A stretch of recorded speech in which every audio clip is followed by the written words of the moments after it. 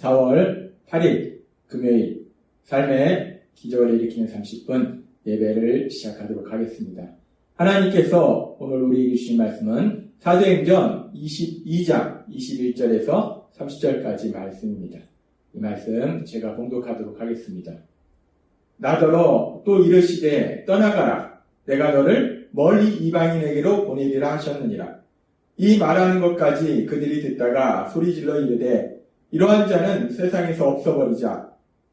살려둘 자가 아니라 하여 떠들며 옷을 벗어 던지고 티끌을 공중에 날리니 천부장이 바울을 영내로 데려가라 명하고 그들이 무슨 일로 그를 대하여 떠드는지 알고자 하여 채찍질하며 신문하라 한데 가죽줄로 바울을 매니 바울이 곁에 서 있는 백부장더러 이르되 너희가 로마 시민된 자를 죄도 정치 아니하고 채찍질할 수 있느냐 하니 백부장이 듣고 가서 천부장에게 전하여 이르되 어찌하려 하느냐 이는 로마 시민이라 하니 천부장이 와서 바울에게 말하되 내가 로마 사람이냐 내게 말하라 이르되 그러하다. 천부장이 대답하되 나는 돈을 많이 들여 이 시민권을 얻었노라.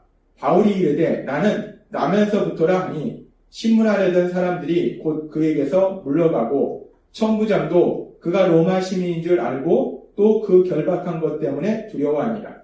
이튿날 천부장은 유대인들이 무슨 일로 그를 고발하는지 진상을 알고자 하여 그 결박을 풀고 명하여 제사장들과 온 공회를 모으고 바울을 데리고 내려가서 그들 앞에 세우니라. 아멘. 오늘도 이 시간 하나님께서 우리에게 주신 말씀을 듣기 전에 잠시 기도하는 시간 갖도록 하겠습니다. 하나님 아버지 감사합니다. 오늘도 저희들 사랑하셔서 저희를 만나주시고 저희에게 말씀하여 주시니 감사합니다.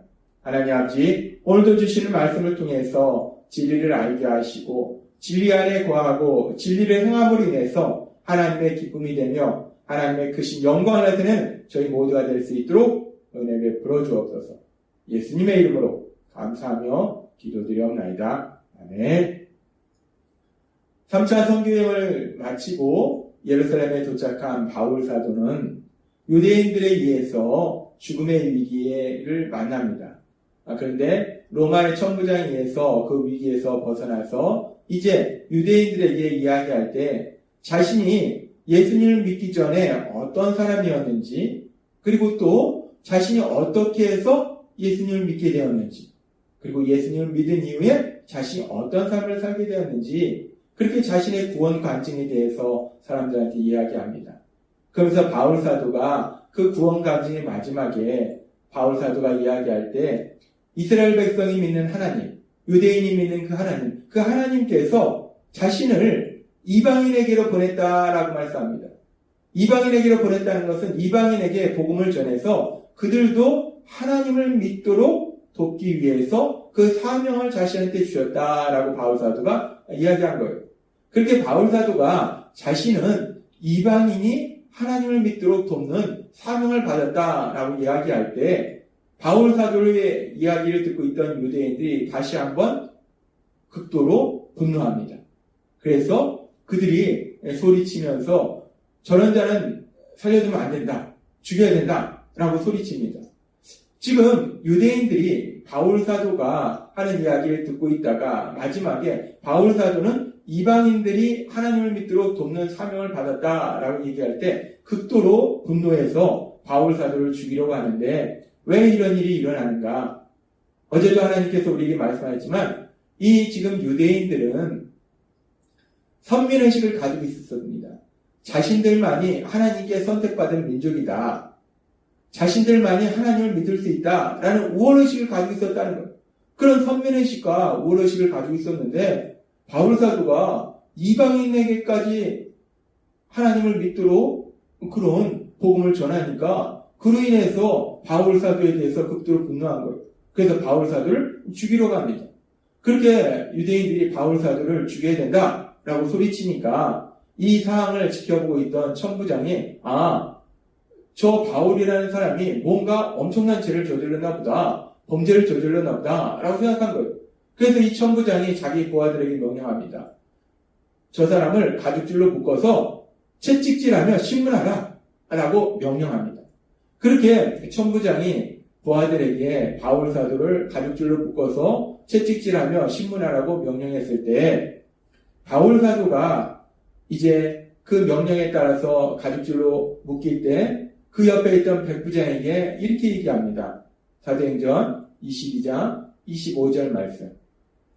가죽줄로 바울을 매니 바울이 곁에 서 있는 백부장더러 이르되 너희가 로마 시민된 자를 죄도 정치 아니하고 채찍질할 수 있느냐 하니 라고 얘기합니다.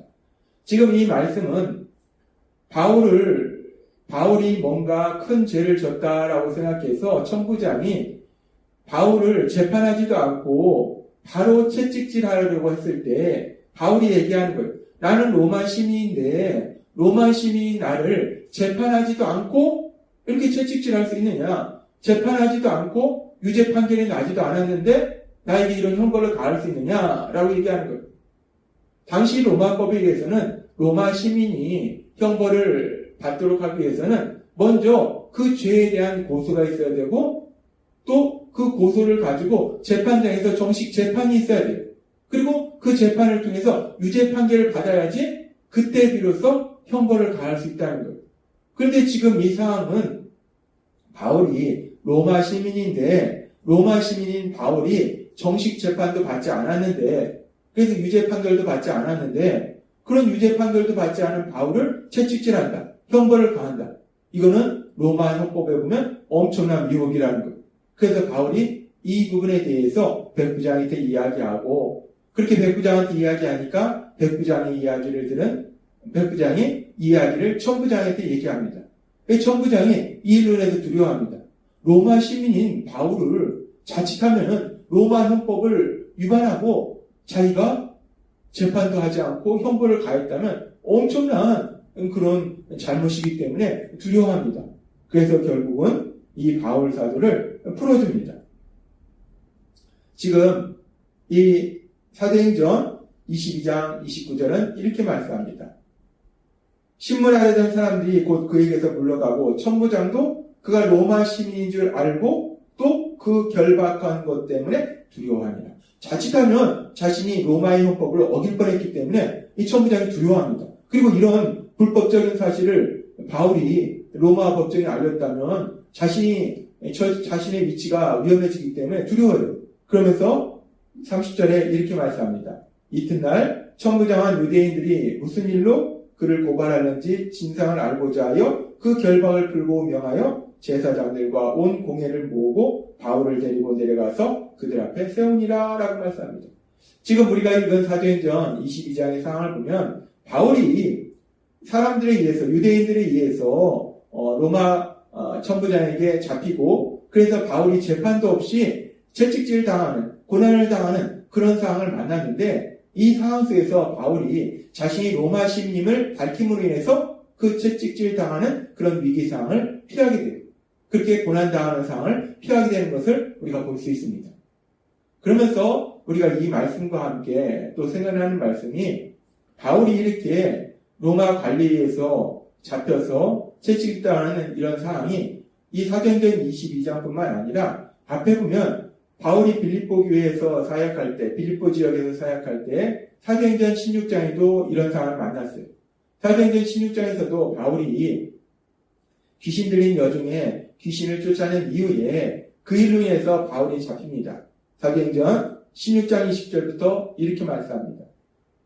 상관들 앞에 데리고 가서 말하되 이 사람들이 유대인인데 우리 성을 심히 요란케 하여 로마 사람인 우리가 받지도 못하고 행하지도 못할 풍속을 전한다 하거늘 사람들이 이렇게 바울을 모함합니다. 비방합니다. 그러니까 16장 22절에 이렇게 말씀합니다.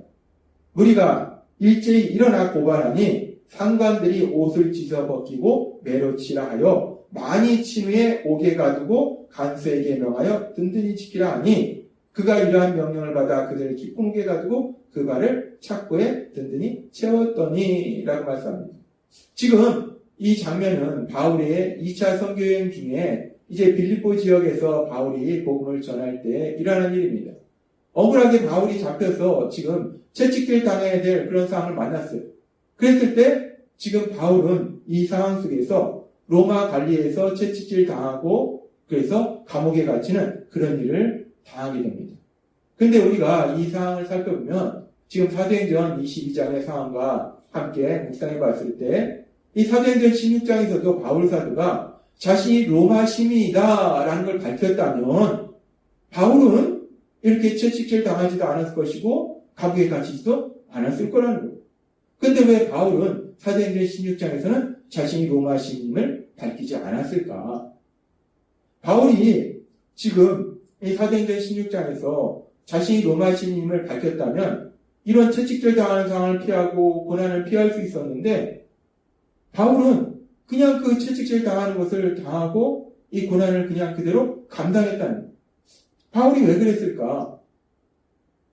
사도행전 22장에서는 자신이 로마 시민임을 밝힘으로 인해서 채찍질 당하는 것을, 고난 당하는 것을 피했는데 왜 사도행전 16장에서는 바울이 자신이 로마 시민임을 밝히지 않았을까? 그냥 그대로 억울하게 채찍질도 당하고 감옥에 갇히고 그런 고난을 당한 것일까? 우리가 이 부분에 대해서 의문을 가질 수 있습니다.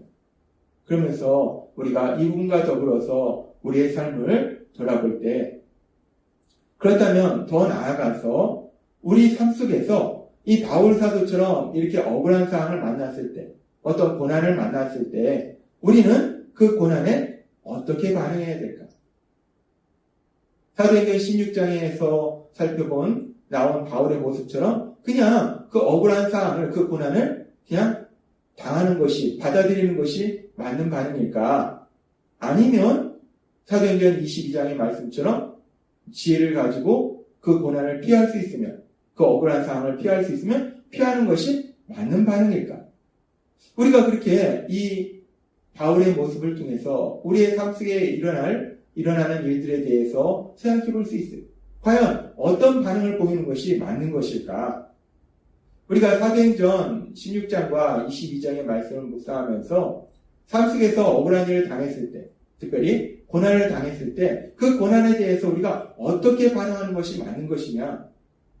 바울이 어떤 때는 그 고난을 그대로 억울하지만 감당하고 바울이 어떤 때는 지혜를 가지고 그 고난을 피하더라는 거예요. 그러면 그렇게 바울이 어떤 때는 그냥 억울하지만 그 고난을 그냥 감당할 때는 무슨 기준으로 그렇게 한 것이고 또 그 고난을 피하는 것은 무슨 기준으로 피한 것인가? 고난을 피하는 것과 고난을 감당하는 것은 도대체 무슨 기준으로 이루어지는 것일까? 라는 의문을 가질 수 있어요. 그러면서 우리가 사도행전 16장과 22장의 상황을 조금 더 깊이 살펴보면 사도행전 16장에서는 바울이 자신이 채찍질 당하는 상황, 고난 당하는 상황을 피할 수 있음에도 불구하고 그냥 채찍질 당합니다. 고난 당해요. 억울하게 고난을 당합니다.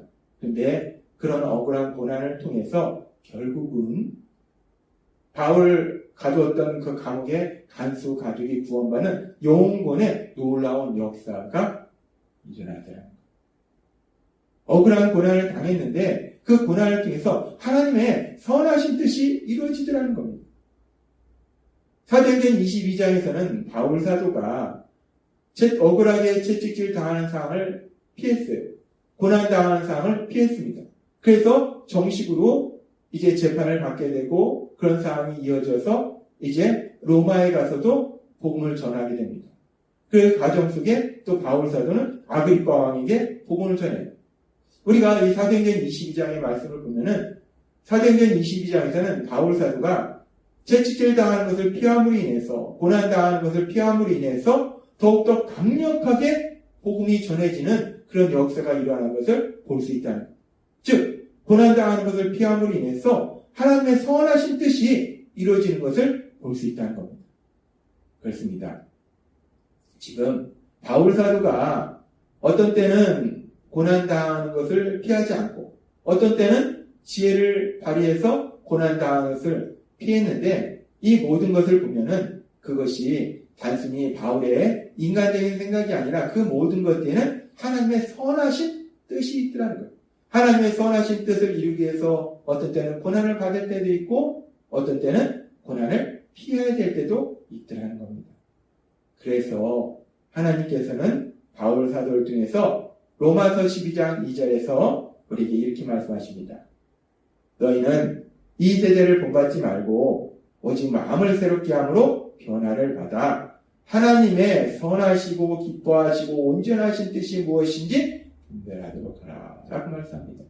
예수님을 믿는 우리들이 세상을 살아갈 때 이런저런 일을 만날 때 억울한 일을 만날 때 고난을 만날 때 우리가 어떻게 반응하는가? 우리 인간적인 생각으로 반응하는 것이 아니라 단순히 고난을 피해야겠다 아니면 그냥 고난을 그냥 참지 라고 반응하는 것이 아니라 하나님의 선하신 뜻, 그 하나님의 선하신 뜻이 무엇이냐를 분별하라 라고 말씀한다는 겁니다.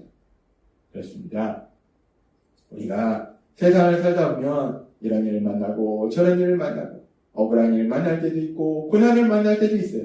그런 순간 우리가 그런 상황 속에서 어떻게 반응하는 것이 예수님을 믿는 사람으로서의 올바른 반응인가? 하나님은 오늘 우리에게 말씀하실 때 그 모든 상황 속에서 하나님의 선하신 뜻을 구하라 라고 말씀한다.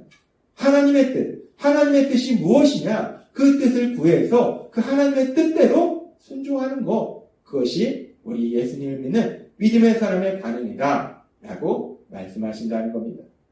오늘 주신 말씀처럼 우리가 세상을 살아갈 때 이런 일을 만나든 저런 일을 만나든 때로는 억울한 일을 만나기도 하고 때로는 고난을 만나기도 하는데 그런 모든 순간들마다 하나님의 선하신 뜻, 그 선하신 뜻을 구해서 그 뜻에 순종함을 인해서 하나님의 크신 영광을 나타내고 하나님께서 행하신 그 놀라운 역사들을 풍성하게 체험하시는 여러분이 되시길 주님의 이름으로 축원합니다. 기도하겠습니다. 하나님 아버지 감사합니다. 오늘도 주신 말씀처럼 우리가 삶 속에 어떤 일을 만나든 우리의 생각대로 하는 것이 아니라 하나님의 선하신 뜻을 구하여 그 뜻에 순종함을 인해서 하나님의 크신 영광을 나타내는 저희 모두가 될 수 있도록 은혜 베풀어 주옵소서. 예수님의 이름으로 감사하며 기도드리옵나이다. 네. 이 시간도 하나님께서 우리 주신 말씀을 묵상하면서 조용히 기도하는 시간 갖도록 하겠습니다.